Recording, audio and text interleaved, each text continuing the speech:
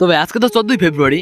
তো আমি এলাকায় যেহেতু থাকি না, তো এলাকায় একটা ছোট ভাই আছে সোয়াত নামে, ওর সাথে আজকে একটু বেরোইছি 14ই ফেব্রুয়ারির জন্য একটু পার্কে ঘুরতে যাবো। তো ওর সবকিছুই হয়েছে মেয়েদের মতো, মানে সবকিছু মেয়েদের মতো করে, মানে হাঁটা চলা স্টাইল, খাবার দাবার স্টাইল, কথা বলা স্টাইল, সবকিছু মেয়েদের মতো, চুলও এবার মেয়েদের মতনই বড়। তো আমি বাসায় আসছি, ও বাসায় এসে বলতেছে জেরিক্স ভাই চলেন ভাই আজকে একটু ঘুরে আসি আমরা। তো তারপর আমি ওরে বললাম যে আচ্ছা কই যাবি বল। কয় ভাই আজকে 14ই ফেব্রুয়ারি, তো 14ই ফেব্রুয়ারি স্পেশাল একটু লন পার্কে পার্কে ঘুরে আসি আমরা সবাই। তারপর আমি বললাম যে সবাই বলতো কি কি আছে, কয় কেউ না ভাই, শুধু শুধু আপনি আর আমি যাবো। তারপর আমি বললাম আচ্ছা ঠিক আছে চল তো একসাথে ঘুরে ঘুরে আসি একটু। তো ভাই পার্কে ঢুকছি, পার্কে ঢোকার সাথে যদি অনেকগুলো পোলাপান আমাকে পিছু নিচ্ছে, কারণ সোয়াদের চুল ছিল মেয়েদের মতন, মানে পিছনে হাঁটা চলা আবার সবই মেয়েদের মতনই ছিল, আর কথাবার্তা স্টাইলে মেয়েদের মতনই ছিল। তো এখন ওই পোলাপান আমার কর দিবে, ভাই আমি পোলাপানটা কর দিয়ে পারাই আর পোলাপান আমার কর দিবে, যাই হোক ব্যাপার না। তারপর ঢুকলাম পার্কের ভিতরে, পার্কের ভিতরে ঢোকার সাথে সাথে ওই পোলাপান আমাকে সামনে এসে পড়ছে। ওই যে পোলাপান সামনে এসে বলতেছে যে দাঁড়া তুই মেয়ে হাঁটস কেন। তারপর অনেকক্ষণ বুঝলাম যে ভাই ওটা মেয়ে না, ওটা আমার ছোট ভাই। তারপর বলতেছে না ওই ছোট ভাই না, ওটা মেয়ে।